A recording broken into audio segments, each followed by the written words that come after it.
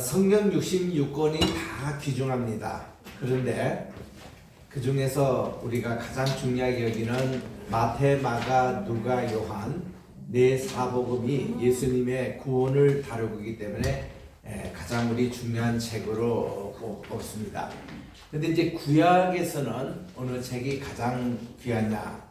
제가 이사야서 가르칠 때는 이사야는 모든 선지자의 대표책이어서 66권 모든 66권의 그 책을 엑기스만 담고 있는 책으로 말씀을 드렸고, 또 우리 이 오경 모세 오경을 강의할 때는 제가 이 출애굽이 가장 중요하다고 말씀을 드릴 수 있습니다. 왜냐? 출애굽에서는 구원을 다루기 때문에 우리가 참 예수를 믿고 우리가 교회 다니고 이 모든 게 구원과 관계되기 때문에 이 출애굽은 바로 그것을 다루고 있습니다. 그래서 우리 우선 출애굽이 할 때에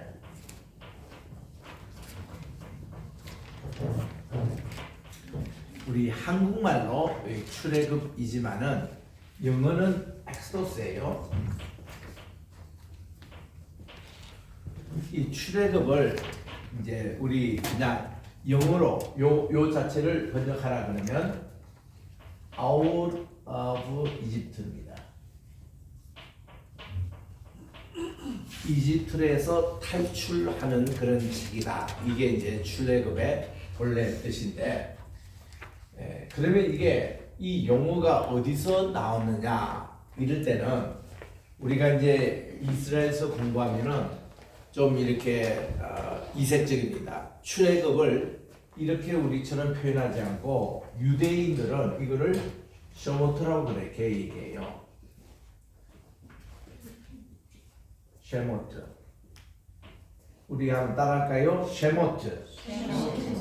쉐모트라는 것은 이름들이라는 뜻입니다. 이름들. 이거는 뭔가 하면은 히브리 성경책에 보면 유대인들이 보는 성경책에 첫 단어가 이 두 번째 책 첫 단어가 쉐모트 브네이 이스라엘, 이스라엘의 자손들의 이름들은 이러하니라 하고 첫 단어가 이게 쉐모트로 되어 있어요. 그래서 이들은 쉐모트라고 이렇게 얘기합니다. 또 최초로 이 성경을 자국어로 번역했던 마틴 루터의 성경에 보면은 이 책이 모세 책으로 되어 있습니다. Book of Moses인데 모세의 두 번째 책이라, second 이렇게 되어 있습니다.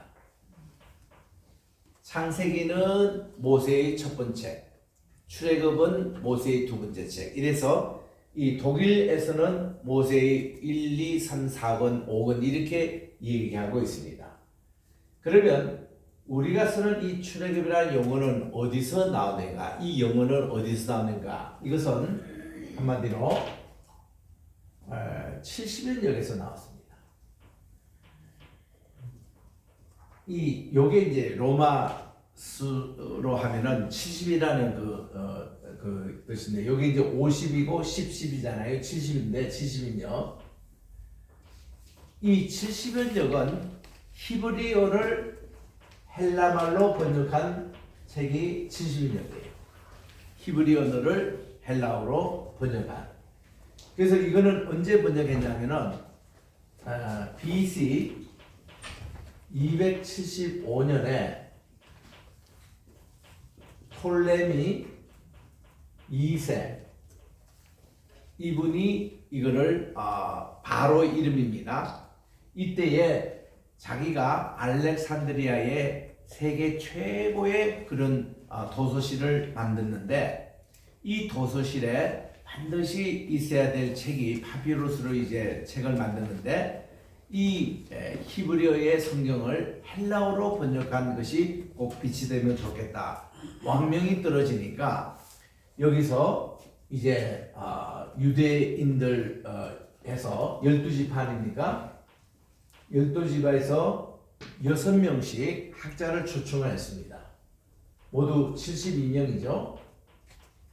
72명의 학자를 초청해서 호텔방 72개에다가 72일 동안 이분들에게 번역의 시간을 주면서 했는데 이건 전설입니다.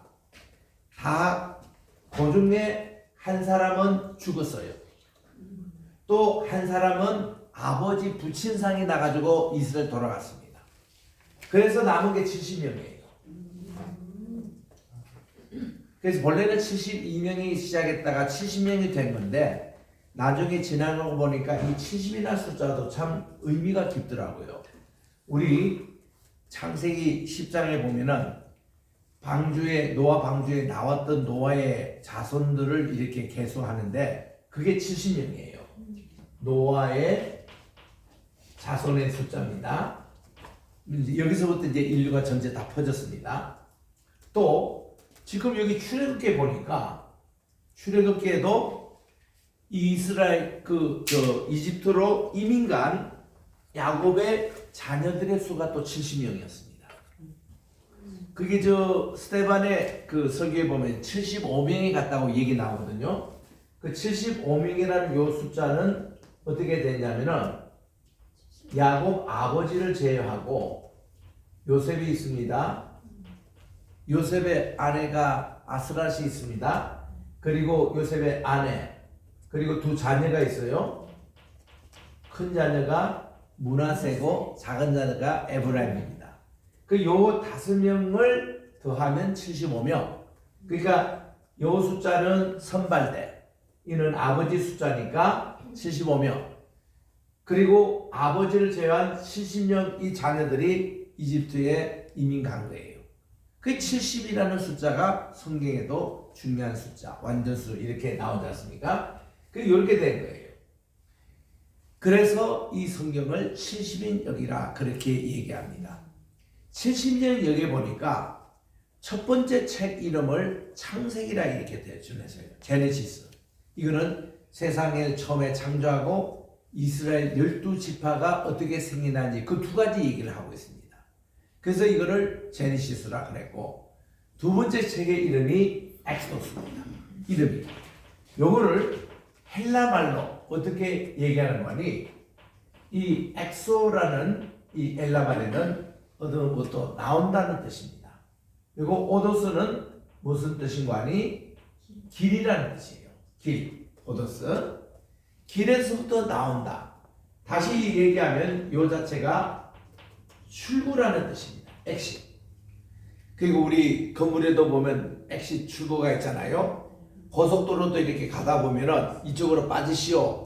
이렇게 IC가 나옵니다. IC에 보면 다 엑시저로 쓰여 있습니다. 출구. 이 뜻이 지금도 여러분들이 그리스에 가면 그리스는 지금도 이 헬라말 그대로 쓰고 있잖아요. 이게 엑스도스라고 이렇게 돼 있어요. 이 단어를 그대로 씁니다. 엑도스. 그러니까 여기 이제 오미크론 이래가지고 여기 이제 같이 합쳐서 엑스도스 이렇게 씁니다. 그러니까 이 출구라는 뜻이에요.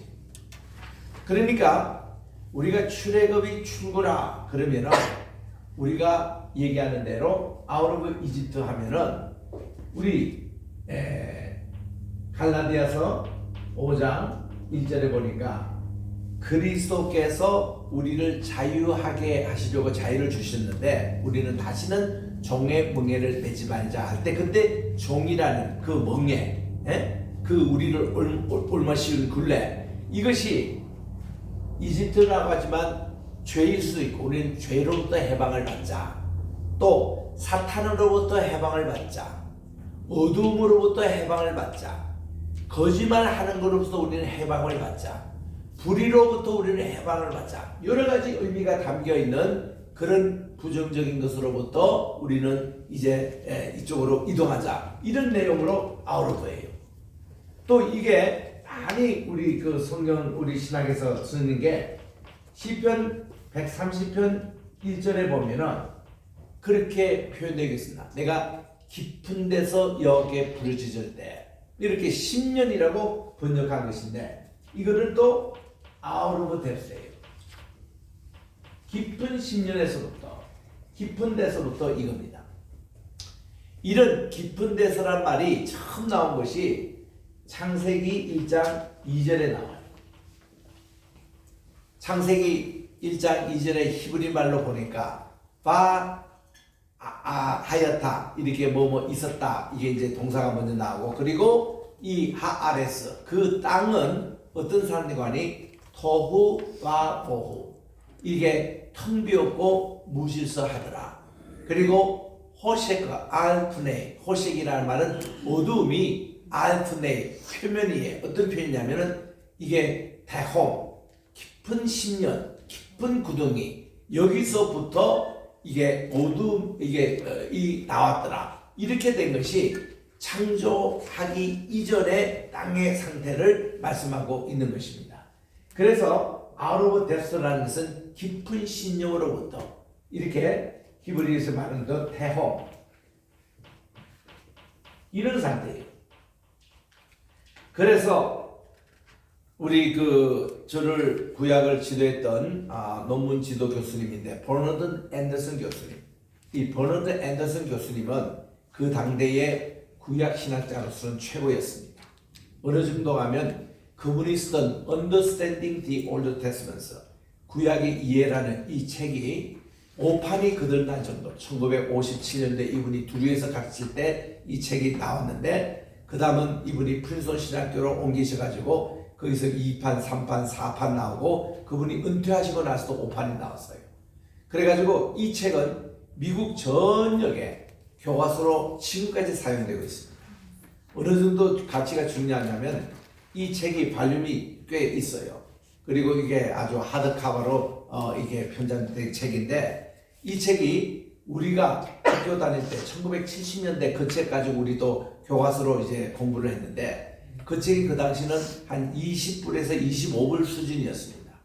근데 그 책이요 자꾸 판을 걷으면서 올라가지고 지금은 75불 내지 100불 해요. 아마존 닷컴으로 들어가도 그 가격이 그만큼 높습니다. 이게 굉장히 비싸졌어요. 근데 이 책이 그렇게 명제입니다. 왜냐? 신학적으로, 역사적으로, 문학적으로, 또 교리적으로 이 책이 잘 돼 있어요. 그 구약을 어떻게 이해하냐면 하나님의 무궁한 언약의 관점에서 이분이 정리를 잘해서 한 구약의 교과서를 이분이 썼거든요. 이분의 시편 연구의 제목이 Out of Depth입니다. 그래서 이 시편을 이제 이분이 시편에서 우리가 장르를 이렇게 구분할 때 대개 보면 이제 독일 학자의 그런 장르를 구분하는데 탄원시가 있습니다. 또 이 찬양시가 있습니다. 또 이렇게 구속사 시편이 있어요. 감사 시편이 있어요. 순례자의 시편이 있어요. 7가지 장르별로 이렇게 나눠서 이 시편을 하는데 그 제목을 Out of Depth 이렇게 붙인 거예요. 그때 이 시편이 나올 때 요게 그 당시 이 사회가 1차 대전, 2차 대전 끝나고 이 실존주의가 쫙 변절처럼 있어야 됩니다.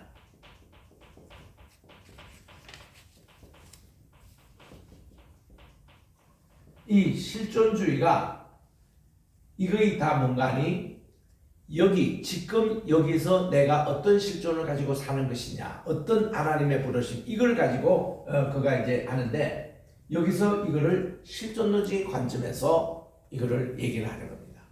그때 70년 미국에서는 월남전 파병 문제가 있었죠. 히피족이 나왔죠. 기타를 가지고 청바지를 입고 이 기존 사회에 대해서 실정을 느끼고 우리는 도대체 누구냐, 어디로 가야 되느냐 이런 문제로 젊은 사람들에게 많이 이렇게 있을 때 설교자들은 실존주의 관점에서 저들의 마음을 터치한 겁니다.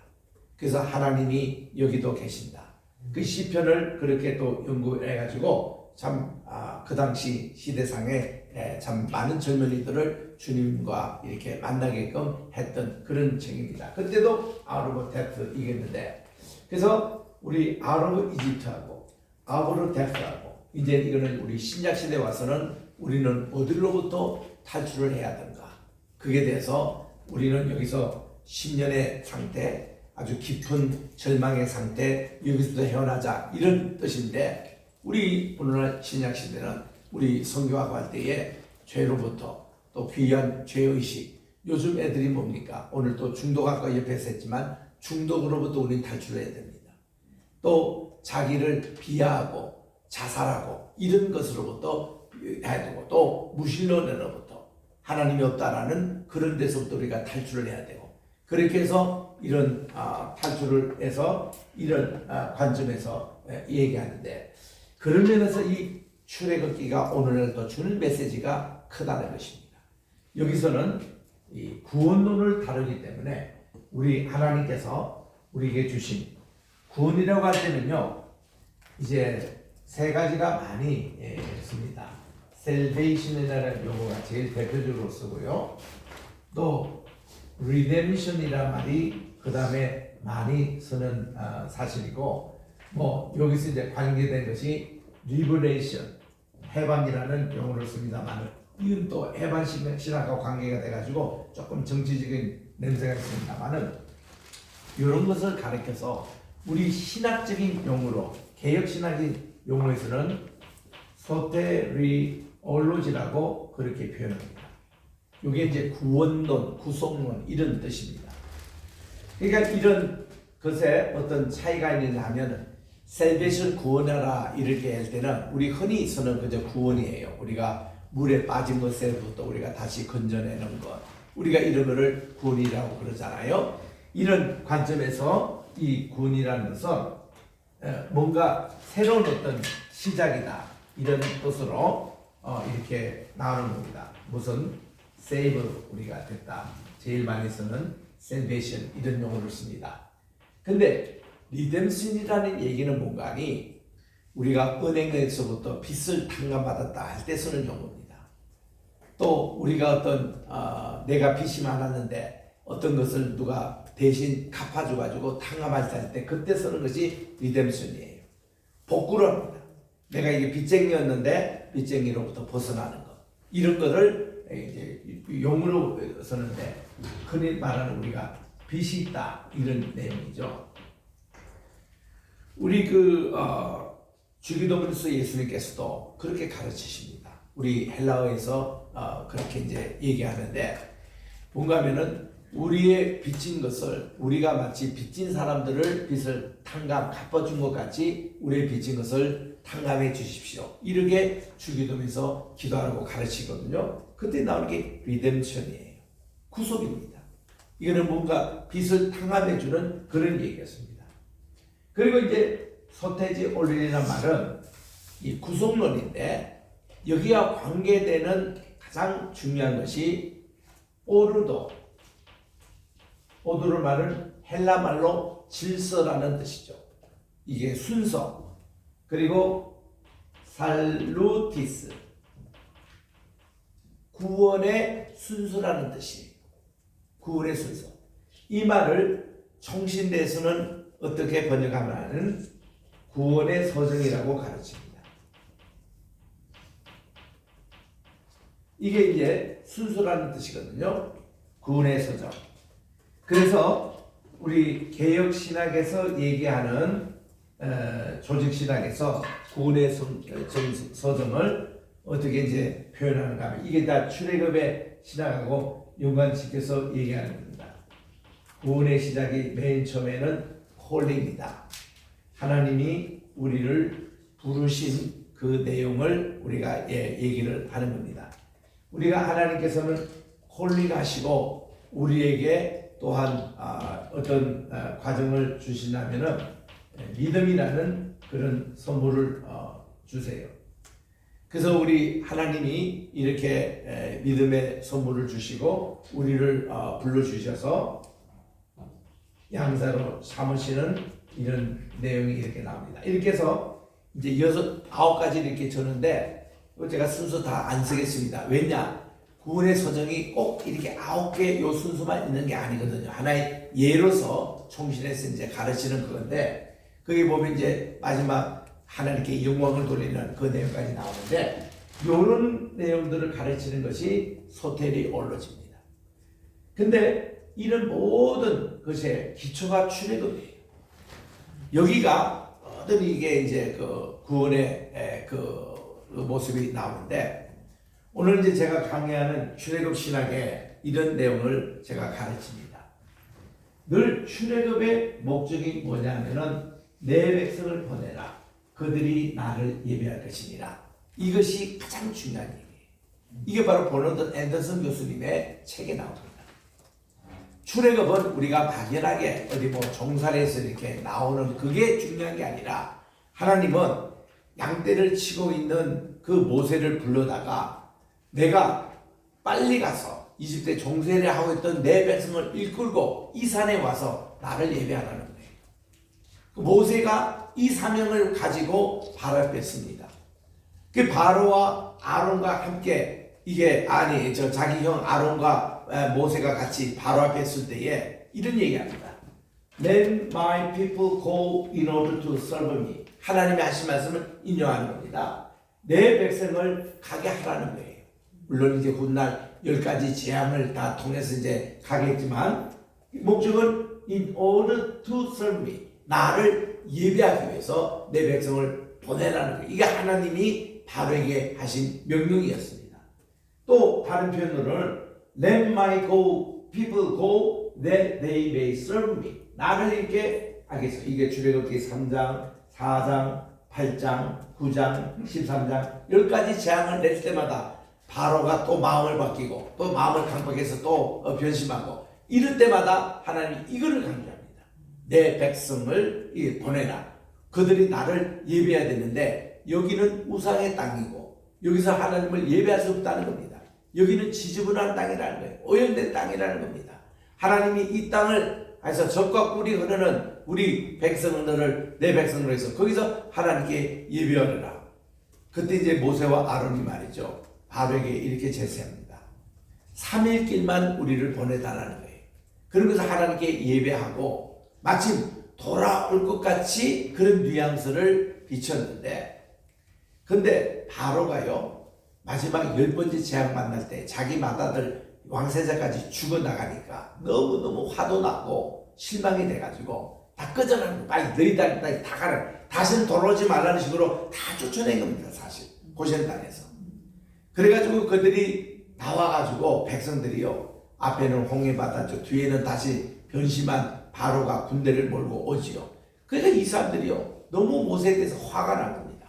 아니 우리가 잘 먹고 살고 있는데 고센 땅에서 그냥 먹고 살고 일하면 됐지. 왜 우리를 죽이려고 이 광야까지 끌고 왔느냐 이거야.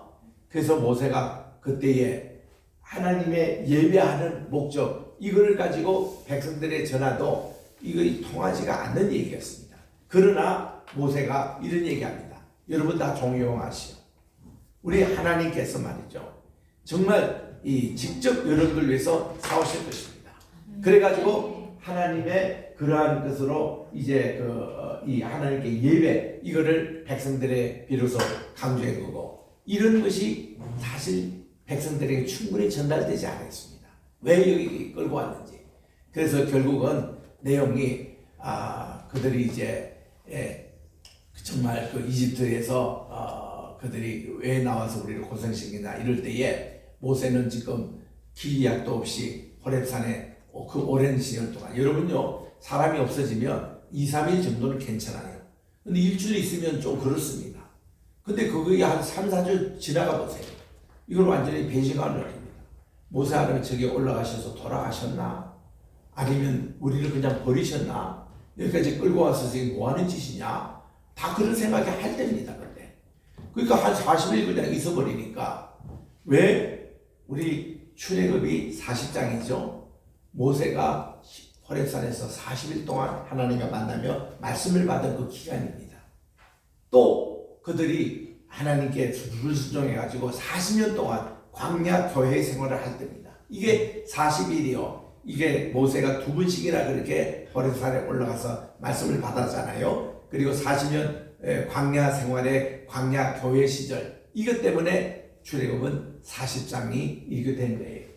그래서 이제 이것을 우리가 잊어버리면은 왜 시내산이 중요한지, 왜 저들이 출애굽을 한지, 왜 그들이 40년 동안 방황했는지, 왜 그들이 이렇게 저 신의 언약과 또 모압 언약이 차이가 나는지 이거 다 잊어버리게 됩니다. 이게 가장 중요해요. 예배. 그래 구약 성경 전체의 주제는 하나님께만 예배하고 우상 숭배하지 말거라. 이게 주 내용입니다. 이거를 항상 우리는 잊어버리면 안 되는 거예요. 우리 자 물어보겠습니다. 여러분 왜 살지요? 이래가 잠잠하니까 이 신학교 교육 헛바닥이에요. 무조건 예배하라니까 예배. 다시 여러분 왜 삽니까? 예배하기 위해서. 왜 여러분 일해야 됩니까? 예배. 좀 확실히 얘기하라고요. 왜 여러분 돈을 법니까? 정말 예배 포커스예요. 여러분 왜 신앙을 합니까? 예배 잘 드리기 위해서입니다. 하나님께 연락되는 예배를 드리기 위해서. 그래서 이사야 43장 21절에도 인생이 태어난 목적도 하나님을 찬송을 해서 하나님이 만드셨다고 그랬어요. 우리 창조. 또 우리가 오늘 또 숨쉬고 살아가는 것도 예배의 목적입니다. 하나님은 우리로부터 영원히 영광을 받으시기를 원하는 거예요.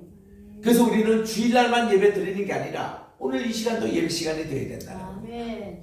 정말 하나님은 우리로부터 예배 받기를 그렇게 좋아하시는데 출애굽의 목적이 고센 땅에서 그들이 평안히 밥 먹고 노예생활하고 벽돌 만들고 매일 해만 뜨면은 그렇게 일해야 되고 이런 생활하는데 지장이 없어요. 먹고 사는데 아무 지장이 없어요. 그냥 거기서 살면 돼요. 그 대국에서. 그 고센 땅에 직접 가보면요 얼마나 물이 풍부한지 모릅니다. 나일강 하류 지역에 가지고 쫙 부채꼴로 델타 모형으로 물이 풍부하죠. 농사 잘 되죠. 아무 문제가 없습니다. 그런데도 하나님은 만족하지 못했습니다. 왜냐하면 이곳은 우상이 너무나 오염된 땅이기 때문에 그들이 하나님께 제대로 예배를 드리지 못하는 거예요. 제대로 하나님께 정말 때묻지 않는 믿음을 간직하기가 엄청나게 힘든 겁니다. 그래서 이거를 각인시켜준 게 야곱이가 여기서 와서 17년 동안 살고 나서 147세에 돌아가십니다. 돌아가면서 아들 요셉에게 총리에게 부탁을 합니다. 자네 말이야, 나의 시신을 여기 우상의 땅 여기 두지 말고 우리 조상이 묻혀있는 헤브론 땅에 나를 묻어다오.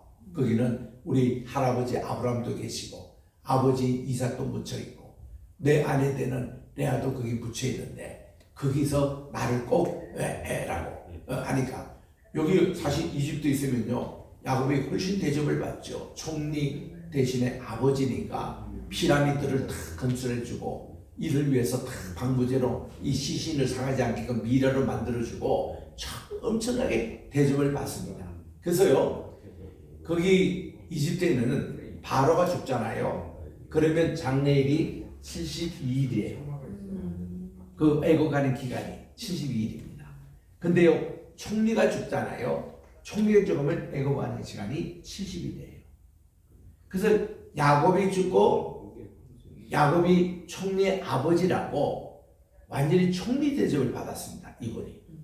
애고 가는 기간이 70일이었어요. 여러분 창세기 50장 한번 확인해 보세요. 거기 야곱이 죽고 50장 처음 시작하는 데입니다. 야곱이 죽을 때 147세에 돌아가시다 그러고 야곱의 애고 가는 기간이 며칠? 한번 읽어보시라고 성경. 창세기에 70일 맞습니까? 다들 성경책을 안 갖고 계시는데 안 갖고 있으면 내 성경책 빌려드릴게요. 몇 절에 나옵니까? 네? 한번 읽어보세요.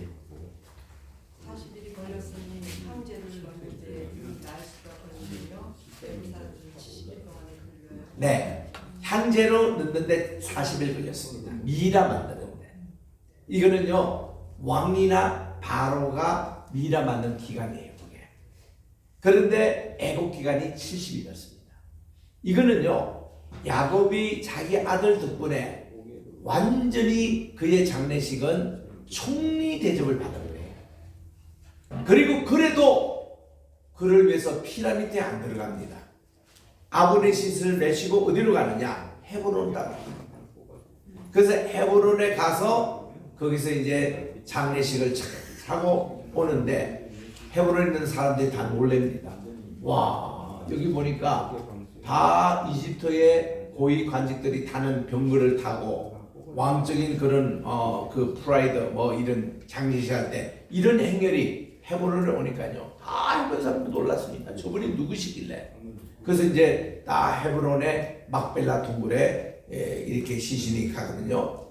그때 이 야곱이 했던 말이 내 뼈를 여기 우상 땅 여기 두지 말고 고향 땅에 묻어다오 그랬고, 자 요셉이도 보세요. 110세 죽었습니다. 창세기 50장 맨 끝에 한번 가보겠습니다. 요셉이가 죽고 나서 자기 형들에게 부탁하는 유언의 말이 있었습니다. 마찬가지로 자기 뼈를 여기 이집트 여기에 두지 말고 어디로? 고향 땅으로, 당신들이 이제 적과 꾸려는 땅으로 갈 때에 이거를 꼭 묻어다오 하고 그렇게 부탁했습니다. 그 몇 절에 나옵니까? 50장 24절. 읽어주세요. 한 절만. 요셉이 또 이스라엘 자손에게 이르되 지켜드리기를 하나님이 반드시 당신들을 돕시리니 당신들은 여기서 내 해골을 메고 올라가게. 자, 그래서 그거를 가지고 뼈를 가지고 자기 고향 땅에 가도록 했습니다. 그래서 결국은 출애굽기 12장 지금 안 읽습니다. 12장에 보니까 이스라엘 백성들이 출애굽을 할 때 제일 먼저 챙긴 게 요셉의 뼈를 챙긴 거예요. 그때까지 요셉 뼈가 어디 있다고요? 요셉의 피라미드가 있습니다. 이번에 우리 방송 촬영할 때 그게 갔다 왔거든요. 그 요셉의 피라미드가 있어요. 거기에 둔 것을 이들이 갖고 나옵니다. 그래서 여기는요, 그들의 지도자들의 뼈가 하나도 없습니다. 다 저들이 들고 왔으니까. 그래서 이 뼈를 어디다 묻었냐면은 여호수아서 24장 맨 끝전에 한번 가보세요. 여호수아서 24장입니다. 자기의 아들인 에브라임 땅이 이제 지정받았던 그 땅에 여호수아 장군이 110세에 죽었어요. 자기 할아버지처럼. 그리고는 요셉이가 110세에 돌아가신 그 뼈를 360년간 그들이 이제 갖고 있다가 이제 여호수아 장군이 죽고 묘를 만들 때 바로 그 앞에 묘를 두었더라. 우리 맨 끝을 한번 읽어주세요. 24장 여호수아. 네. 또 이스라엘 자손이 애굽에서 가져온 요셉의 뻘을 세겜에 장사하였으니 이곳은 야곱이 190타를 주고 세겜의 아버지 하몰의 자손에게서 산 밭이라. 이것이 요셉 자손의 기업이 되었더라. 네. 그래서 여호수아의 끝이 뭔가니 이 여호수아서라는 것은 오경이고 여호수아서입니다. 5경에서는 땅을 주겠다는 약속이었고 여호수아 전체는 땅을 차지해서 분배를 다 끝난 그 상태예요. 그때 마지막 결론의 말씀이 요셉뼈, 요셉의 무덤 얘기가 나옵니다. 그래서 요셉에 그렇게 해서 요셉이는 정말 자기의 유언대로 뼈를 이집트에 두지 않고 갖고 나와서 고향의 땅, 자기 이제 직접 아들 에브라임 지파가 분배받은 그 땅, 여호수아 장군이 죽고 마지막으로 장사된 것이 요셉의 뼈가 됐더라. 그래서 기네스북에 보면은 세계에서 제일 오래 장례를 한 사람이 누구냐 그러면 답은 요셉이에요. 한 360년 걸렸습니다. 이래서 정말 출애굽 얘기가 이렇게 마무리되는데 좌우지간 이런 얘기들이 이게 있습니다. 그래서 우리 여기에 10가지 재앙의 목적, 이게 열 우상 숭배라는 것을 저도 몰랐습니다. 그런데 한 25년 전에 코헨 대학교, 미국에 거기에 이제 제가 통역을 맡게 됐습니다. 이 대학의 초대 총장이었던 게리 코헨 박사님, 그분은 어떤 분인가니 대제사장 집안의 출신이에요. 그러니까 아론 집안의 출신입니다. 그 집안입니다. 그 아론의 후손에서 여기에 사독이 나왔고, 사독이 또 후손에 그게 에스라가 나왔지 않습니까?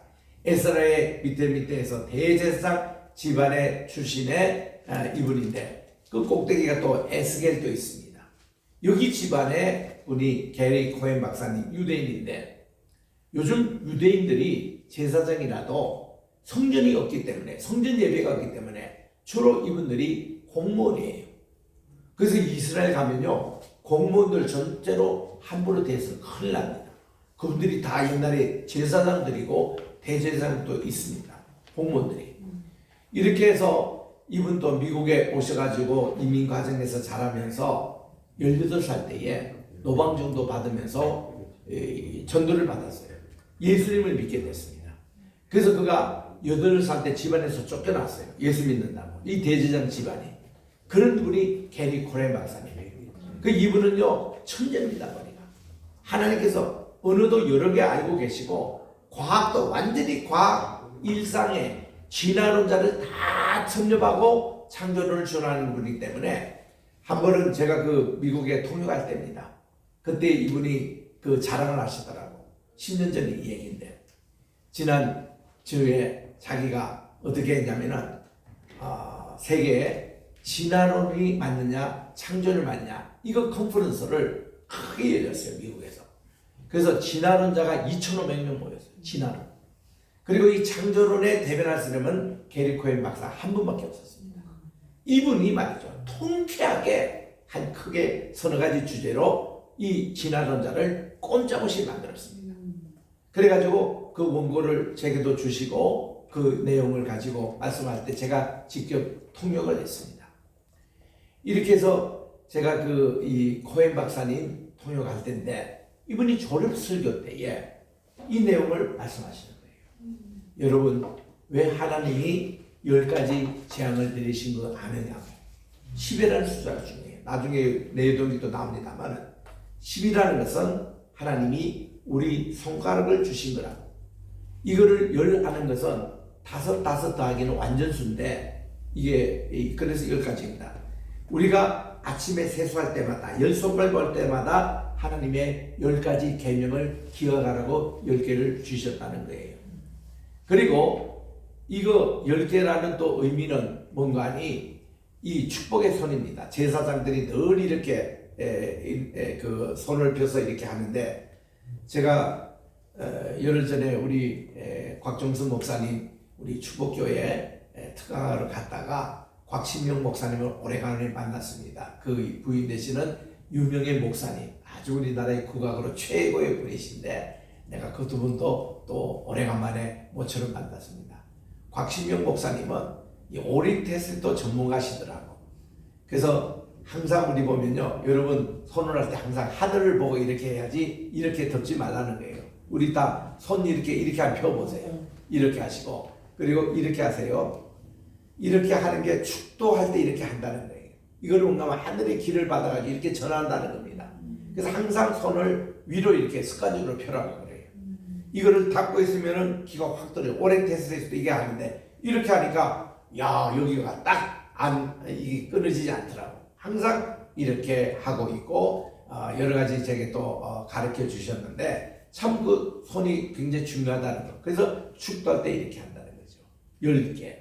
우리 10계명과 또 하나님의 이렇게 성막에 보면 10가지 기구예요. 자, 처음에 성막 밖에 있면 거기 번제단이 있습니다. 물두멍이 있습니다. 또 성소 안에는 그 촛대 그 맨도라가 있습니다. 떡상이 있습니다. 분향단이 있습니다. 그리고 지성소 안에는 하나님의 언약궤가 있어요. 언약궤 뚜껑을 시온소라고 부릅니다. 그 안에 보면은 만나 항아리도 있고 모세의 12개 돌비도 있고 그리고 이 아론의 쌍난 지팡이 이렇게 해서 10가지 기구가 성막 안에 있습니다. 축복의 손이에요. 이 다섯이라는 게 얼마나 중요한지.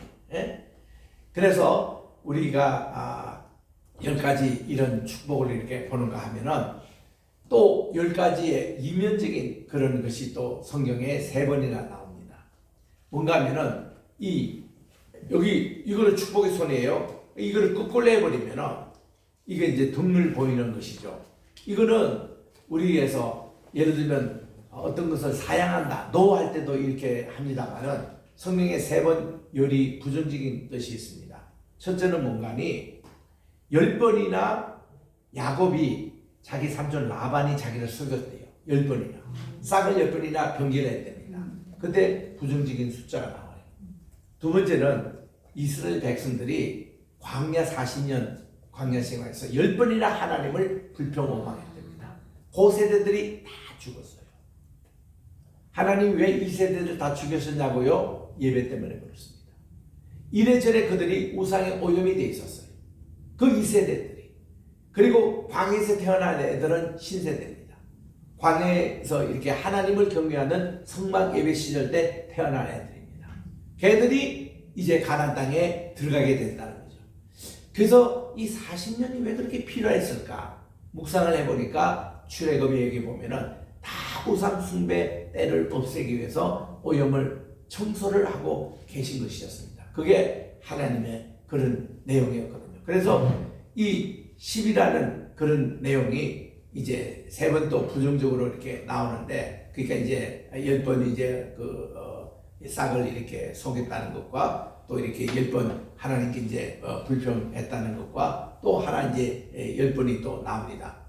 나중에 생각한 말씀 드리고, 그래서 이게 10이라는 게 그렇게 중요한데, 그때 이제 게리 코엔 박사님이 10가지 재앙을 하나님이 내리신 것이 다 그 당시에 그 이집트에서 최고의 신 10명을 선정해가지고 이 10명이 아무것도 아니고 다 거짓말이라는 것을 증명하는 것이 그게 나왔다는 거예요.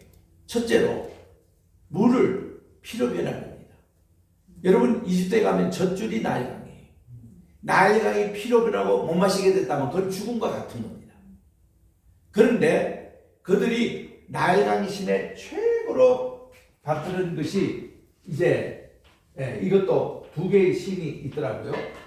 이게 이제 남자 신을 아피스라고 합니다. 이게 이제 나일강 신입니다. 그리고 여자의 신을 하토르라고 해요. 우리 따라할까요? 아피스. 남자 송아지입니다. 또 하토르는 여자 송아지입니다. 이 송아지를 이렇게 이제 그린 거예요. 그렇게 그들이 이제 송아지를 그리는데, 아피스 신은 남자이기 때문에 여기에 남자의 상징을 달고 있습니다. 그게 보면 금송아지 재단에도 여기 있어요. 그런데 여자 여자 금송아지, 이게 여자 송아지는 이게 남건이 없습니다. 이걸 보고 이게 아피스 신이다, 이게 하토르 신이다 구별하는 거예요. 이걸로. 그래서 이것이 신의 산에 올라갈 때도 벽화에 많이 그려져 있고, 금송아지 재단에도 많이 있고, 그리고 또 이런 그 아피스와 이 하토르 신이요 군데군데 그려져 있습니다. 이스라엘 백성들이 진치고 이렇게 하늘에 만나를 먹었던 장소 찾아가 보면 이런 것이 군데군데 남아 있는 것을 현재 가서 볼 수 있습니다. 이거 보면은 여기가 바로 이스라엘 백성들이 다 출애굽했던 경로구나 금방 알 수가 있어요. 그래서 이 아피스 신과 하토르 신이 이제 그들이 나일강이 피로 변해가지고 마시지 못하게 됐을 때에 두 신들에게 엄청나게 제사를 드렸습니다. 아무 반응이 없었어요.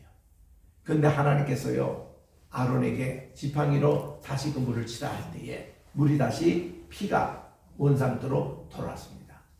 이때 모든 이런 내용은요 저 북쪽에 이 고센 지방에 살고 있는 이스라엘 백성들은 전혀 그런 일이 일어나지 않았습니다. 이 밑에 나일강 주변에 사는 이들에게만.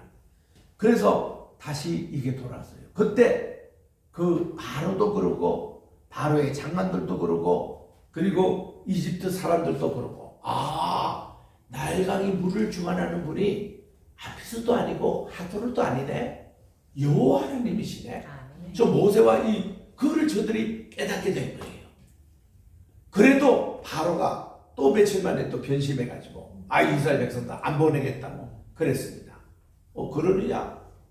그러면 하나님이 제2탄, 제3탄, 제4탄 계속 이 바로 이집트에서 중요하게 여기는 몇 명? 10명의 신을 다 하나님이 아무것도 무력화하는 것을 보여주신 겁니다. 그 중에 통쾌한 게 9째 날에는요, 9째 번째 재앙에는 흑암의 재앙. 흑암의 재앙에는 태양신이 무력하다는 겁니다. 태양신은 그동안 그 사람들 호루스 신이라고 그랬는데 이 호루스 신도 힘을 못 썼습니다. 하나님이 3일 동안 이 완전 그 일식 현상이 일어났습니다. 태양이 와서 빛을 가리고 이 달이 딱 그거를 하는데 이게 3일 동안이나 그들이 밤낮 밤으로 지나고 있을 때에 아무리 호루스 신을 불러도 아무 응답이 없었습니다. 그래서 마지막 10번째 그 재앙이 이제 그 장자가 죽는 그런 것인데, 장자의 죽는 생명을 주관하는 것이 오시리스 신이었거든요. 오시리스 신의 배우자가 누군가니 이시스 신입니다. 그 이집트에 가보면은 이시스 신에 대해서는 굉장히 아주 그 사람들이 좋아합니다. 이 이시스 여신 이쁘기도 하고 이 여신에게 가면은 풍요 받는다고 많이 이렇게 그 어떤 의존하고 있습니다. 아기를 못 낳는 분들 이시스는 특징이 풍뎅이에요. 이거를 영어로 비틀스라고 해요. 그 영국의 1962년도에 히피족이 막 미국에서 일어날 그때쯤입니다. 유행했던 사람이 비틀스 음악 그룹이 생겼어요. 여러분 비틀스 아십니까? 네. 예, 우리 세대는 아주 잘 알아요. 그때 막 세계적인 유행을 그리고 이들이 노래 불렀던 다 우리 지금 BTS처럼 인기가 많았던 그런 비틀스 그룹의 그것이 풍뎅이에요. 이들 기원이 뭐냐면 이시스 여신 이겁니다. 이들은요 이런 글로 많은 이 풍뎅이는 어느 정도 하면 하루에 3대가 태어난다네요. 아침에 할아버지가 태어나고 오후에 아버지가 태어나고 그리고 그 다음 새끼 자녀가 아기를 낳는 하루에 3대가 태어나 그만큼 번식이 세됩니다. 그래서 여러분들이 멈이라는 영화에 보면요 풍뎅이가 쫙 나오는 그런 장면이 있어요. 이게 전부 다 프리메이슨의 상징이었습니다. 악의 신들 그거 할 때 이런 내용이에요. 비틀스 그룹도 마찬가지고 그 사람들이 이런 사탄의 음악을 세계에 전파했던 것 아니겠습니까? 그래서 이 남편이 오시리스 신인데 이 오시리스 신하고 이 관계가 어떠냐면은 오시리스가 하도 이게 이제 자기가 미움을 받고 하도 이제 사람들이 시기를 받아가지고 죽었습니다. 죽어서 시체가 12동강이 났어요. 그런데 이시스가 얼마나 아주 간절했는지 자기 남편의 시신을 다 모아다가 12동강을 온전한 사람을 만들어서 다시 소생을 시켰습니다. 그 부활이라는 그런 이 신화. 그 요게 이제 요런 것이 어딨냐면은 이제 마르둑 신이 그러거든요. 이거는 이제 바벨론 신인데 마르둑 이 친구도 이제 신의 그 이름 가운데서 이 마르둑의 아들이 되는 다무스가 있어요. 다무스. 이 다무스에서는 우리 성경에도 에스겔 8장 14절에 나와요. 이 다무스가 그가 곰에 치여서 죽었습니다. 마르둑의 아들인데 그런데 이 죽은 다무스가 참 잘생겼고 남자로서는 저 남자하고 한번 연애하고 싶다라는 그런 사람이었어요. 이 다무스 신이. 그러니까 그 따르던 주변에 따르던 여인들이요 얼마나 통화하고 눈물을 흘렸습니다. 이 다무스가 이제 죽게 되니까. 그러니까 이 다무스가요 불륜전 살아났습니다. 살아나가지고 이게 이제 부활신앙이다. 그래서 우리 부활절을 욕하는 종교 지도자들, 다른 종교 그런 사람들이 기독교의 부활 사상은 다무스 여기서 나왔다. 또 여기 오시리스 이 사람 부활한 거기서 나왔다. 있다고 헛도지들 하고 다닙니다. 그거 아니거든요 전혀. 그래서 이 다무스가요 자기가 소생하고 나서 얼마나 이 정열이 센지 눈물을 흘리는 이 여인들하고 전부 다 또 애기신을 다 하나씩 주네. 다 임신을 해버렸어요. 그래가지고 이 에스겔 8장 14절에 하나님이 에스겔을 성전에 바로 망하기 전에 하나님이 느부갓네살에 의해서 성전이 완전히 파괴되기 직전에 에스겔에게 왜 성전이 하나님이 이렇게 영광이 떠나고 하느냐 이거를 보여주기 위해서 이방 한반을 갔더니 많이 여인들이 다무신을 당하여 울었다는 거예요. 우리 성경이 그대로 나옵니다. 8장 14절 여러분 누가 한번 찾아서 읽어보세요. 거기에 보면은 예루살렘 방이 골방이 말이죠. 우상숭배 방이 되고 있습니다. 그래서 하나님이 이거 없앤거리거든요. 출애굽도 참된 예배를 위해서 성경은 전부 다 하나님께 이 예배가 망가지면 끝나는 거예요. 그러니까 우리는 필사적으로 예배자가 돼야 되고 예배를 회복하는 자야 되고 예배를 누가 14절 한번 읽어보세요. 보라, 또 나를 데리고 여호와의 전으로 들어가는 동문에 이르시기로 보니 거기에 여인들이 앉아 담무스를 위하여 애곡하더라.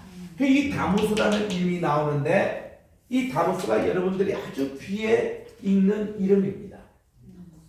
뭐냐면은 여러분 혹시 노스트라다무스라는 말 들어봤습니까? 이겁니다. 노스트라. 이거는 우리들의 다무스라는 것이 레이디스, 우리의 황제, 여자 황제 이런 뜻으로 이렇게 얘기합니다. 노틀담 얘기 들어봤습니까? 노틀담이라는 뜻이 뭐예요? 우리들의 어머니, 여자 황제를 얘기합니다. 이런 것이 전부 다 이시스 신하고 관계가 돼 있고요. 여기에 다무스 신과 관계되는 여인이 바로 이제 마르둑의 부인이 되는 세미라미스입니다. 우리 한번 따라할까요? 세미라미스. 요 여인이 모든 여자 황제 여신의 대명사예요. 세미라미사가 훗날 뭐로 변화하니 아세라 여신으로 변합니다. 이 아세라 여신이 훗날 뭘로 변하는가니 바로 비너스로 변합니다. 그게 바로 다이아나입니다. 그게 바로 우리 에베소 멸망시켰던 아데미 여신한테 아르테미스입니다. 그게 이 여신의, 그리고 이게 이제 아폴로 그 신전에 있는 바로 이제 그 여자 그 신을 말하고 그게 다 이제 비너스 그런 거 아닙니까? 그래서 이런 여자 여신을 섬기는 이런 풍조 세미라면서 이게 이제 예레미야 44장에 보니까 여왕제라고 나와요. 하늘에 있는 여왕제에게 뭐 과자를 구워서 드리고 하는 그런 그 성경은요 전부 다 참 하나님의 예배와 우상 숭배 예배 둘로 이렇게 나누고 있어요. 근데 참 하나님 예배 이게 이제 출애굽에서 가르쳐주고 있는 내용이에요. 자, 이게 전체 우리 두 가지 역으로 보면은 이게 모세가 소명을 받고 또 이스라엘 백성들이 반역을 일으킵니다. 근데 하나님은 이 법을 통해서 하나님께 어떤 선물을 줘요. 그래서 이들은 이 법대로 성막을 디자인하고 그러나 또 금송아지 숭배 사상이 나왔습니다. 이스라엘 반역과 같은데요. 그리고는 그러나 성막이 완성이 되고 하나님의 임재가 있으므로 예배가 완성되는 이런 것이 전체가 이게 출애굽의 프레임이에요. 그러니까 이거를 우리가 공부를 하는 겁니다. 우리들도 보면요, 모세가 왜 불림을 받았죠? 그런 출애굽 이렇게 정말 이집트에 인도하는 그걸로 받았다고 하는데 천만에 그게 아니에요. 이제 모세야, 이제는 네가 80도 됐고 내가 이제 예배 회복자로 살아가거라. 이집트에서 430년 너무 오래 있었다. 그 저들이 이제는 우상에 다 오염이 돼 있어가지고 빨리 출애굽을 시켜서 하나님이 기뻐하시는 예배를 제대로 드리라는 거예요. 이런 메시지를 보면요, 서글퍼집니다. 하나님이 이스라엘 백성들이 400년 혹은 430년 동안 그들이 고센 땅에서 잘 먹고 잘 살았습니다. 먹는데 아무 지장이 없어요. 나름대로 행복하게 살았다고 합니다. 근데 하나님 편에는 얼마나 우울한지 모릅니다. 저놈들 언제 하나님께 예배 드리겠나? 언제 우상의 저 속박에서 벗어나가지고 그게 하나님의 소원이었어요.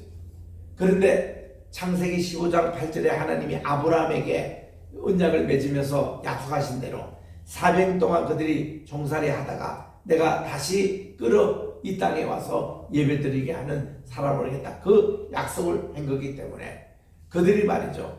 그렇게 400년 동안 보냈던 것이 철저하게 우상은 헛된 것이고 하나님께 예배를 드리는 이 준비를 시킨 건데 제대로 종살이 때 하지 못했던 겁니다.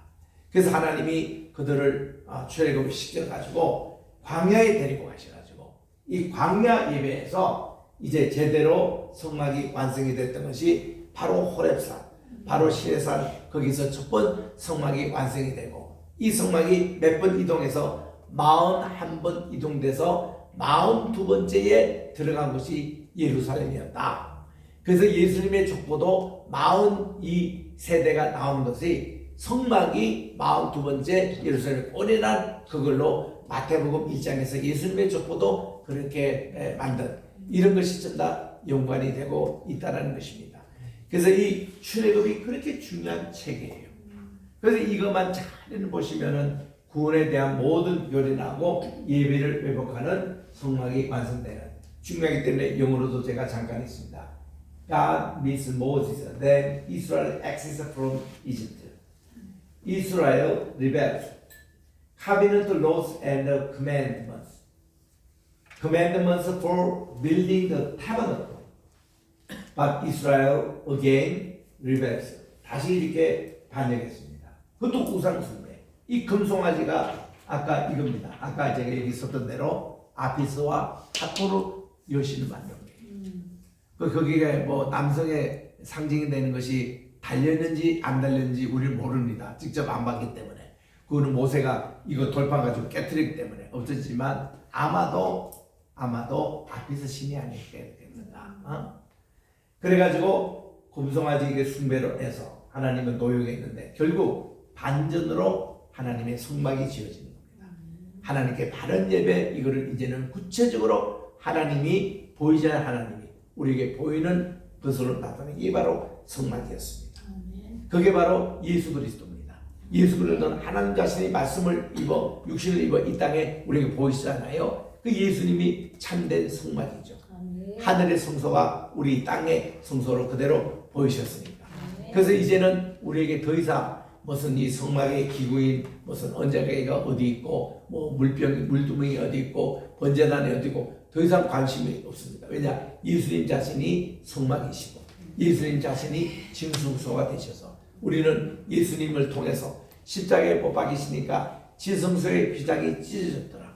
이제는 여기에 더 이상 이 미실이 아니라 하나님이 오픈해서 하나님이 우리와 함께 계시는 이런 것으로 우리에게 오시는 겁니다. 이게 이제 성막의 그런 모습이거든요. 자, 그래서 우리 이 오경을 이렇게 살펴보면은 여러분들이 창세기, 출애굽기, 레위기, 민수기, 신명기 할 때 5권의 책이잖아요. 우리는 흔히 성경을 읽을 때도 창세기부터 읽어요. 그런데 독일에 가면은 오경을 딱 주면은 출애굽부터 있습니다.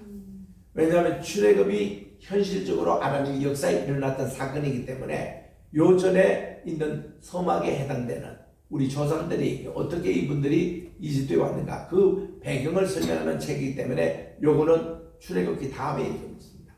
출애굽부터 읽어요. 출애굽기, 레위기, 민수기, 신명기 이 네 가지가 그들이 아웃 오브 이집트에서 일어난 일이기 때문에 그래서 이렇게 독일 사람들은 출애굽부터 읽습니다. 근데 유대인들은요 5권을 책 딱 주면 의뢰 그들이 가운데부터 읽어요. 가운데부터 읽는 것이 뭔가니 메노라입니다. 그들의 메노라를 딱 하면은 우리 아까도 최성대 교수님이 시편 강의하면서 메노라 언급을 하셨습니다. 이 메노라를 보면은 우리는 그냥 여기에 한 가지에 3개 이렇게 갇혀 있어서 여기 이제 7개 촛대가 있는 요걸만 이해를 합니다. 그런데요, 여기 1, 2, 3, 4, 5, 6, 7이 있잖아요. 유대인들은 어떻게 했냐면은 4, 여기 가장 중요한 촛대입니다. 여기에 3과 5가 짝을 맺습니다. 2와 6이 짝을 맺습니다. 1과 7이 짝을 맺어요. 이렇게 봅니다. 이거를 키아즈, 카이어스무스라고 얘기합니다. 카이어스무스 뜻이 뭔가니 짝을 이룬다 이런 말이에요. 가운데 중심으로 이렇게 짝을 이룬다는 겁니다. 근데 우리는 처음에 이거를 얘기했던 사람이 프랑스의 그 의사인 아스투르라고 알았거든요. 이분이 이제 시편의 그때 구조를 처음에 할 때 이런 패럴렐리즘을 얘기합니다. 그런 줄 알았더니 그게 아니라 본래 이 히브리 사상의 정신이더라고. 유대인들이 이게 메노라 정신에서 모든 걸 봅니다. 7 같으면 이러고 5 같으면 우리 5손가락 같으면 이거예요. 이렇게 해서 1, 2, 3, 4, 5 3이 중심이고 2와 4 이렇게 짝을 맺으면서 책도 그렇게 읽고 모든 것을 그렇게 이해합니다. 목에 키아전 구조로 되어 있어요. 왜냐? 하나님이 우리 모든 것을 키아전 구조로 창조하셨기 때문에 하늘과 땅이 있으면요 하늘의 성소에는 땅의 성소가 있습니다. 우리 땅에서 예배를 드리면 하늘에 그대로 키워진 짝을 맺고 있어요. 전부 다. 그래서 우리는 우리 자신을 인간을 소주라고 합니다. 그럼 소주에 우리는 대우주가 있어요. 모든 우주의 축약이 우리 인체입니다. 건강관리가 그런 거예요. 이게 밸런스가 깨지면 다 건강이 깨집니다. 그러니까 우리 몸에도 잠깐 열어보세요. 혈자를 찌르는 곳이 365개 있어요. 인간이 1년 365일이잖아요. 우리의 모든 몸에 경략이 12개 경락이 있습니다. 이걸로 신경조직이 다 연결되어 있어요. 이 1년에 12달이 있습니다. 그리고 우리 몸을 4구분해요. 사상체질이라고 합니다. 4계절이 있어요. 그리고 또한 우리의 뼈대가 248마리인데 하나님의 율법에 보면 하라 하는 말이 248마리가 있어요. 그리고 하지 말라 하지 말라는 것이 365개 있습니다. 혈자를 찌르듯이. 그리고 이 세상에 노아 홍수 이후에 5대양 6대주로 나눠져 있습니다. 이게 이런 식으로 우리 몸의 내장이 5장 6부로 되어 있습니다. 7부도 아니고 4부도 아니고 5장 6부예요. 이 인체가 이게 대부주고 우리는 소우주예요. 그렇기 때문에 이런 맥을 짚거나 이게 그 어떤 동양 철학적으로 이렇게 보는 분들은요, 이 우주의 길을 봅니다. 우리 한 인체가. 그래서 우리의 건강 관리가 자연의 여기와 맞아야 우리가 건강합니다. 근데 여기하고 역행하고 있으면 우리는 몸에 뭔가 생깁니다. 이게 자연과의 거꾸로 사면 안 된다는 거예요. 그래서 제발 여러분들 밤에는 주무시고 낮에는 일하세요. 거꾸로 사는 사람 많거든. 요즘 젊은 사람들 보면은 밤에 또 잠이 안 와가지고 이런 게 다 뭔가니 우리 몸의 이 흐름이 지금 역행하고 잘못됐다는 겁니다. 그만큼 신비한 거예요. 그래서 이런 하나님의 지으신 모든 창조 세계가 보면은 다 유대인들은 이런 구조를 알기 때문에 우리 보세요. 두뇌도 보면은 이쪽을 좌뇌라 그러고 이쪽을 우뇌라 그럽니다. 그리고 중간뇌가 있어요. 중간뇌에 대해서 이거를 모르면은 이 중간뇌가요 어떤 역할이 치매입니다. 이거 관리 못하면 치매 걸려요. 이거 관리 못하면요 술 먹는 사람이 비틀비틀 운전하는 것도 요 중간뇌가 마비가 돼서 그래요. 제대로 작동 안 하기 때문에 똑바로 못 걷습니다. 꼭 이렇게 뭔가 이 멀미하듯이 이렇게 해서 이 중간뇌 관리가 그만큼 중요한데 요 중간으로 이렇게 짝을 이루고 있다는 거예요. 자, 우리 몸에 보세요. 요거를 임파선에 있는 목입니다. 요거를 향해서 보세요. 두뇌의 여기 오른쪽에 있는 뇌는 어느 걸 지배합니까? 이 목, 이 야의 산쪽입니까? 좌쪽입니까? 우쪽입니까? 우뇌는 좌를 지배해요. 이 좌뇌는 우쪽, 이쪽을 지배합니다. 그래가지고 우리가 여기에 마비가 오고 이러잖아요. 반드시 여기서 치료를 해줘야 됩니다. 여기서 고장이 나니까 이쪽으로 와요. 이 목을 중심으로 이렇게 되어 있습니다. 우리 인체가 키아즘으로 되어 있어요. 그래서 여러분들이 뭐 발에 쥐가 난다 이럴 때는요, 이 쥐 자체도 이렇게 주물주고 다 그러지만은 반대쪽을 만져주면 이게 풀려요. 그 누가 경험이 있으시네? 네, 그렇습니다. 누가 그래서 그렇게 하니까 진짜 그렇게 하는 그게 말이잖아요. 우리 인체가 키아즘 구조로 되어 있다니까요. 그래가지고 이거를 유대인들은 압니다. 그래서 여기에 5번째가 있다면 중간 여기에 노른자라는 거 압니다. 우리 노른자가 있고 흰자 이렇게 있잖아요. 요 원리가 키아즘 구도거든요. 아는 게 아니라 요게 27권인데 27권은 신약이 27권이에요. 여기 보니까 예배를 얘기하고 있더라고요. 레위기서는 예배 씁니다. 그리고 레위기서 후반에 보면요. 예배 드리는 자가 먹어서는 안 될 음식들 정결하게 살아라 이거야. 예배자, 이 예배 중심이에요. 모든 게. 이런 거를 모르면 레위기서 뭐 따분해요. 뭐 번제는 어떻게 드리고 그런 관점 읽으면 참 재미없는 예배제의 관점 딱 보면 얼마나 재미인지 몰라요. 그래서 유대인들은 웬만하면 레위기서로부터 먼저 읽거든요. 레위기서 단문으로 되어 있습니다. 굉장히 쉬워요. 외우기 참 편합니다. 레위기서를 외우는 거죠, 애들이. 이만큼 중요합니다. 그럼 레위기서를 먼저 읽고 이거를 주신 하나님의 출애굽과 민수기를 짝을 통해서 읽었습니다. 그리고 이게 창세기하고 이게 민수기, 신명기도 짝을 읽으면서 읽으면은 너무 재밌어요. 꼭 퍼즐 맞추듯이 너무 재밌습니다. 우리 창세기는 50장으로 되어 있잖아요. 왜 50입니까? 희년이 50년째입니다. 그리고 이게 짝을 이루면 34장, 신명기를 이렇게 읽어요. 이게 출애굽은 40장입니다. 이게 짝을 이루는 민수기는 36장이에요. 그리고 요 가운데 27장 레위기서가 있습니다. 이것을 딱 읽으면은 전체 프레임이 쫙 연결되는, 그냥 함부로 막 이 장별로 나눈 게 아니라 딱 이 짝을 연결하고 있는 이런 모습들. 이제 36이라는 게 참고로 36은 12 곱하기 3이에요. 12의 세 이제 연결이 36장입니다. 34장도 깊은 뜻이 있다고 그래요. 그래서 이거하고 같이 이렇게 연결해서 읽으면은 기가 막히게 맞는다는 것입니다. 아까 우리 시편 강의하시는 우리 최승대 목사님이 말씀하셨죠. 1장 서론과 마지막 150장 이것도 다 키워준 구도로 되어 있다. 복 있는 사람은 시작한 것이 마지막에 보면은 할렐루야로 끝나고 있습니다.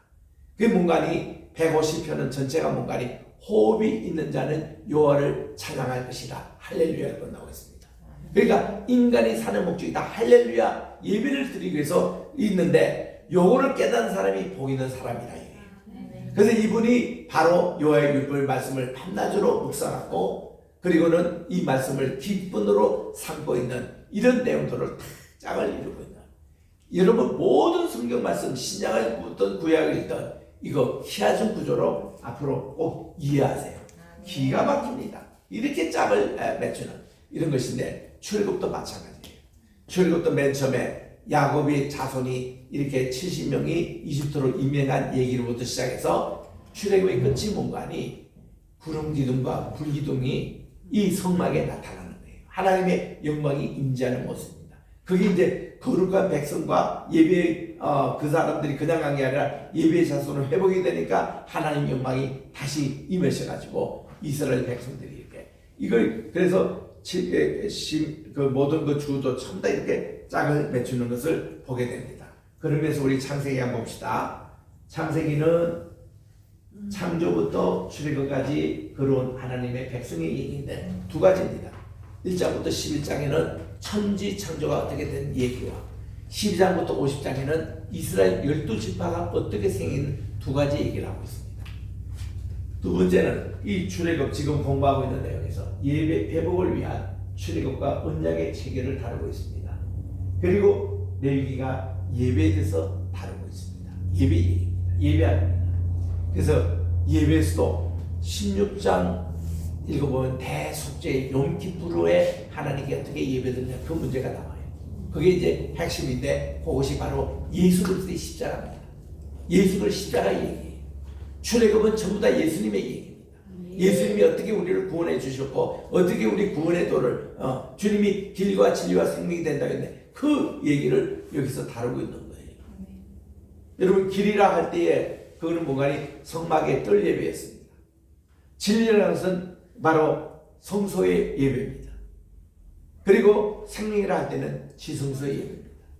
그 우리 주님을 통해서만이 바로 성전뜰의 예배에서 성소의 예배로 가고 성소에서 지성소의 예배에서 거기서 예수님이 우리를 대신해서 대속의 피를 흘려주시고 그래서 거기서 우리가 은혜의 보좌 앞으로 되는 거예요. 그래서 히브리서 4장 16절에 보니까 여러분 은혜의 보좌 때 담대히 나가자고 했습니다. 이거 지성소로 가는 거예요. 여러분들의 예배꽃이 지성소 예배입니다. 우리가 정말 하나님께로 오늘 예배 드리러 와서 정말 성전 밖뜰에만 예배 드리고 가면 찬양이나 부르고 그냥 회개기도 하고 하면 그 성전 뜰입니다. 근데 그 속에서 말씀의 예배로 들어가야 돼요. 설교 말씀을 듣고 말씀으로 우리는 은혜를 받아야 됩니다. 그리고 마지막엔 지성소 예배겠어요. 하나님과 우리를 만나야 됩니다. 만나서 정말 쉐키나의 경험을 가지고 체험을 가지고 나갈 때에 우리 일주일 내내 그걸 가지고 승리하고 살아야 되는 거예요.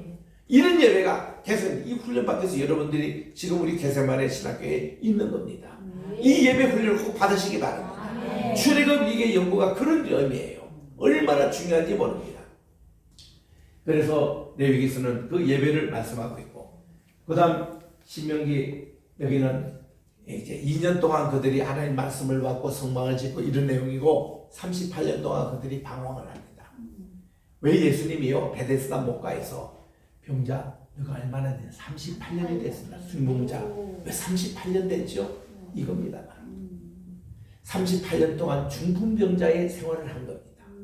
손이 있어도 제대로 쓰지 못하고 발이 있어도 제대로 쓰지 못하고 이런 것을 주님이 고치시잖아요. 합통. 그래서 이 38년 된 얘기가 신명기 나오고 민수기 나오기 때문에 이거는 보면 광야 교회 시절. 요거 짝을 읽을 것이 출애굽과의 짝을 이루면서 읽어야 됩니다. 마지막 신명기에서는 세 편의 설교가 나오는데 모세가 마지막 고별 설교입니다. 신세대 가나안 땅에 들어가는 그들에게 보여주는 이 고별 설교를 여기서 합니다. 그래서 이 신명기일 때는 창세기와 짝을 이루면서 이것이야 된다는 거. 자, 그래서 우리 출애굽을 요약하면 또 세세서로 제가 구분을 합니다. 첫째, 그가 요셉의 삶이 40년은 궁중에서 편안하게 생활했어요. 근데 40년은 미디안 광야에 가서 양치기 목동 생활을 했습니다. 근데 그가 야훼 신학 훈련이라는 걸 그걸 모르고 살았습니다.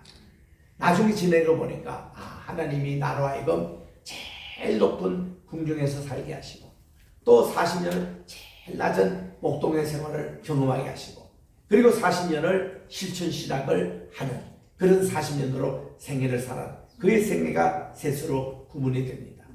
우리가 왕같은 제사장 그리고 선지자 생활을 하잖아요. 그의 삶이 삼중직에 이것을 생활을 합니다. 선지자, 제사장, 왕에 그리고 이게 구원자, 입법자, 중재자를 기록합니다. 그리스도의 모형입니다. 구속사역의 시작입니다.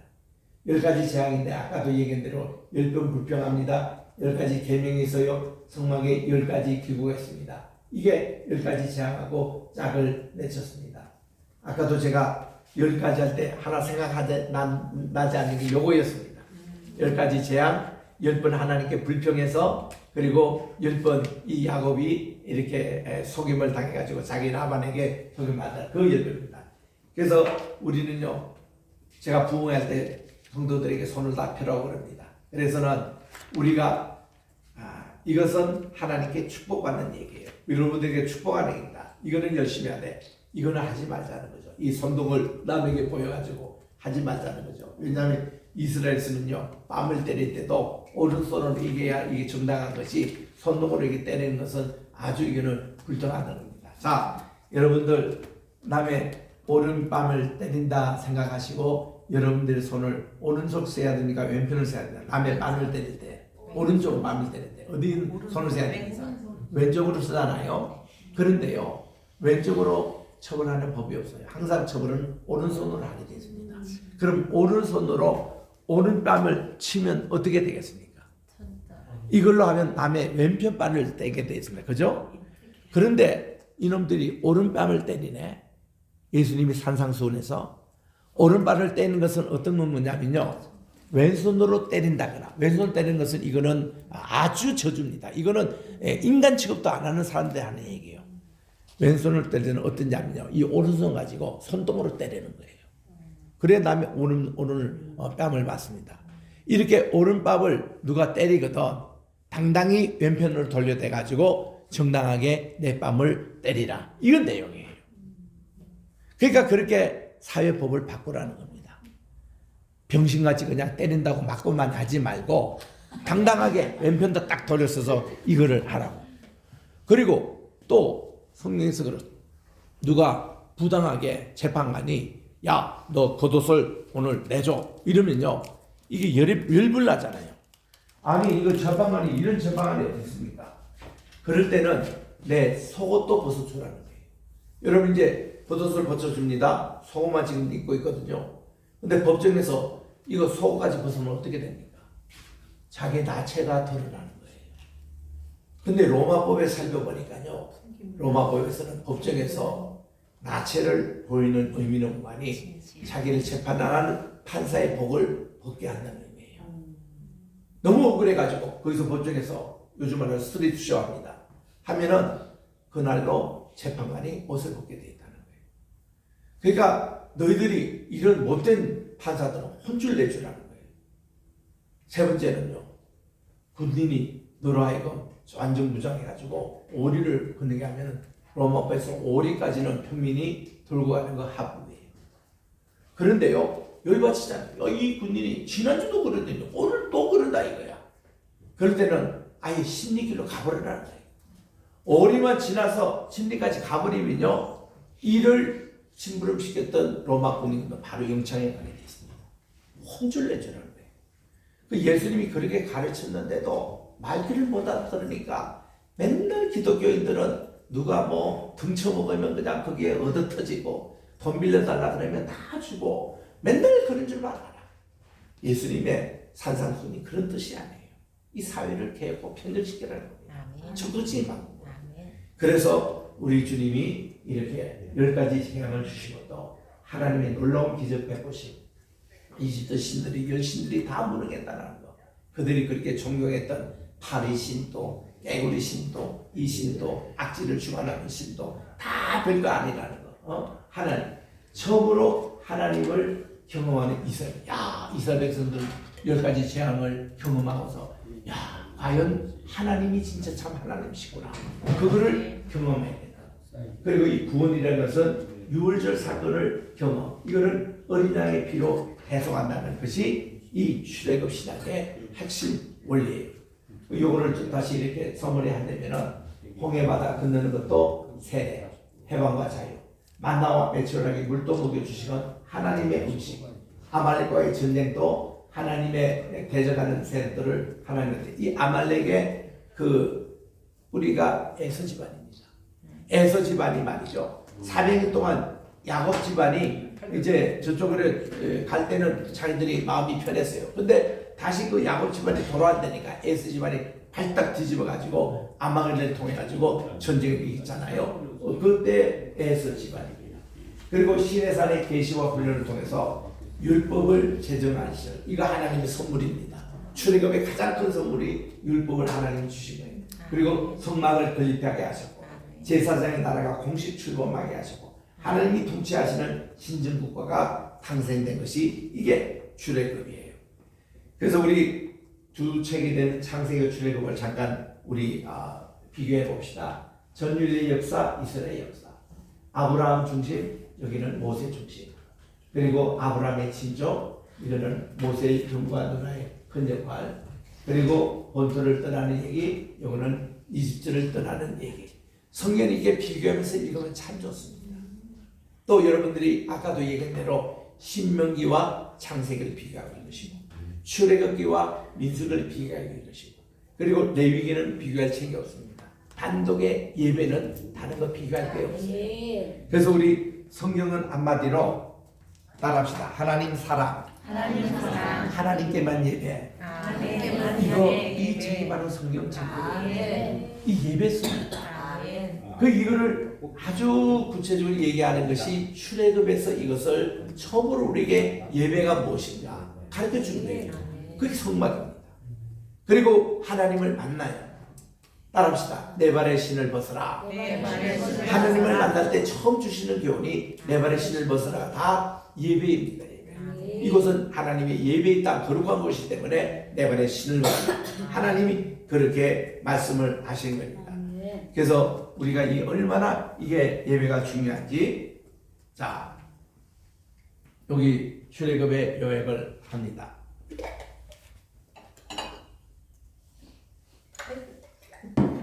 다시 제가 이게 목감기가 좀 와가지고 목이 좀 칼칼합니다. 이제 또 지금부터 캄보디아에 가서 또 선교를 해야 되는데 대중 집회를 해야 되고 강의를 해야 되고 제 목 관리가 참 중요합니다.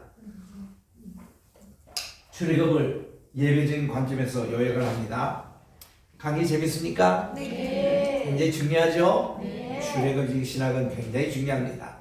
출애굽 10가지 재앙, 10가지 계명을 주셨고 성막도 10가지 기호입니다. 이거 기억하세요. 이 세 가지 지금 333으로 계속 나가는데, 그래서 이거는 여호와의 임재라는 이름 자체가 여호와라는 이름이에요. 여호와 이름은 나는 있다라는 이름입니다. the presence of the Lord. 이거 여호와께서 계시다. 임재라는 이것을 쉐키나라고 합니다. 하나님이 여기 계시다. 코람 대오할 때에 코람 대오는 하나님 앞에 면전에서 하는데 그게 코람, 그게 앞에서 대오, 하나님의 앞에서 그게 바로 하나님 임재예요. 따라합시다. 말씀이 육신이 되어 우리 가운데 거하심에 꼭 거하심에 꼭 하네. 그 단어가 드웰링입니다. 드웰링 거기서 나온 말이 성막이라는 말이에요. 성막의 뜻이 뭐죠? 드웰링. 그 우리와 함께 계시다. 거주하다 이 말입니다. 하나님이 우리와 말씀이 육신이 되어 우리 가운데 거하심에 이게 바로 드웰링 신앙이에요. 이게 바로 쉐키나 신앙입니다. 그래서 이게 여호와의 임재. 그래서 따라합시다. 에코에. 에코에는 나는 나다 할 때 에코에 아쉐르 에코에입니다. 우리 따라 읽을까요? 에코에. 이런 중요한 히브리어는요, 여러분들이 그냥 직접 외워버리세요. 이 에코에라는 말이 이겁니다. 나는 나다라고 번역하던 에코에 아쉐르 그리고 요 단어 다시 반복이에요. 이 에흐에 이렇게 됩니다. 이게 시골, 셔바, 시골 그리고 파사, 셔바 그리고 이제 시골 이렇게 해서 되는데 우리 따라가 에흐에, 아쉘, 에흐에 이거를 영어로 이렇게 번역합니다.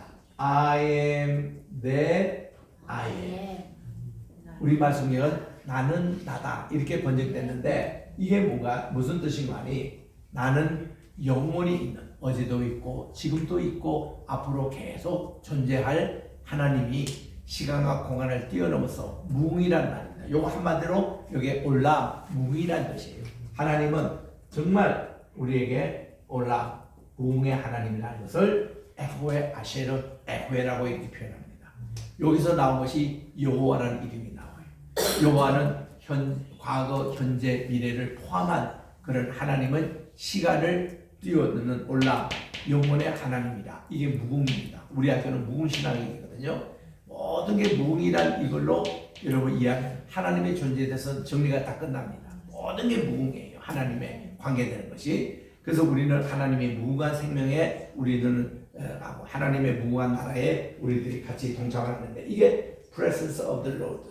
하나님의 임재. 이것이 성막이고 하나님의 이게 예배. 그래서 예배를 통해서 우리는 지성소 예배를 통하여 하나님과 만나야 됩니다.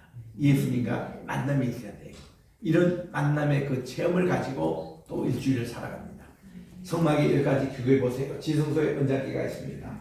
이 안에는 노아의 이 언약이라는 아크라는 이 말은 언약궤 할 때도 이 단어를 쓰고 노아 방주라는 말도 쓰고 모세의 갈상에도 씁니다. 모세가 물에 빠질 뻔했는데 갈상자에 이거는 교회를 얘기합니다. 노아의 방주를 얘기해요. 언약궤를 얘기합니다. 같은 단어를 쓰고 있어요. 히브리에서. 그래서 그가 물에서 건져냄을 받았다고 해서 이것이 히브리 말이에요. 모세라는 말은 히브리 말입니다. 이스라엘 말이 아니에요. 모세라는 말. 그래서 이게 이 바로의 이름대로 모세라는 이름이 있는 분들이 많아요. 그래서 이제 여기에 보면은 이렇게 시온소 그 뚜껑을 얘기하죠.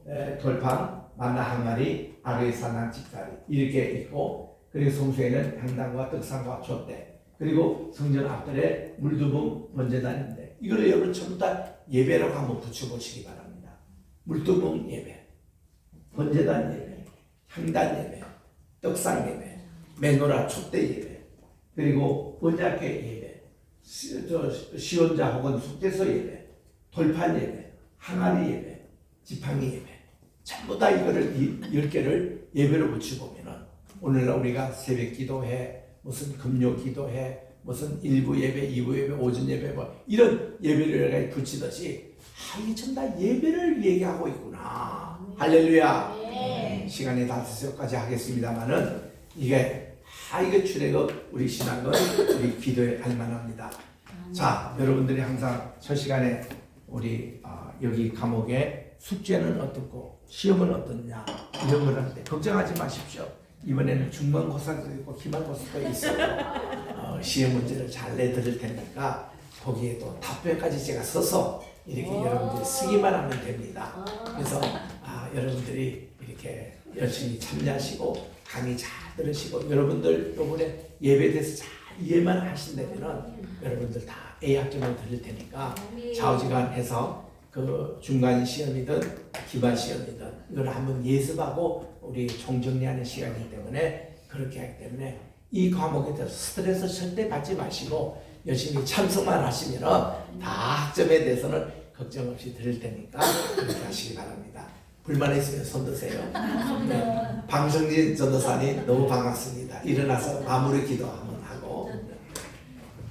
알겠습니다. 전능하신 주 아버지 하나님, 오늘 이 시간 이렇게 바쁜 와중에도 불구하고 인성을 총장님의 강의를 들어서 출애굽기 이렇게 또 하나님의 서사를 들을 수 있음에 감사합니다. 아멘. 우리 인생의 목적이 경배에 있고 또 인생의 마무리를 짓는 것 또한 주님께 경배로 마무리 짓기를 원합니다. 주여. 뭐 인생 시작부터 끝까지 주님께 경배드리는 데 있어서 우리 출애굽기를 이해함으로써 우리가 삶과 죽음 가운데 어떻게 주님을 합당하게 경배해야 되는지 더더욱더 잘 아는 아멘. 그런 그리스도인으로서 하나의 하나님의 경배자로서 올바로 설 수 있게 인도해 주옵소서. 아멘. 감사드리고 예수 그리스도의 이름으로 기도합니다. 아멘. 아멘. 그렇게 우리 현역으로 있으니까 우리 강전도사님이 기도가 더 깊어졌어요. 맞습니다. 다 나오셔서 우리 한번 기념 찬양하고 제가 캄보디아에 지금 가야 됩니다. 가서 내가 또 여러분들 얼굴을 보고 싶을 때 보니까 다 오세요. 다 오셔서 찬양하시기 바랍니다. 다 나오세요.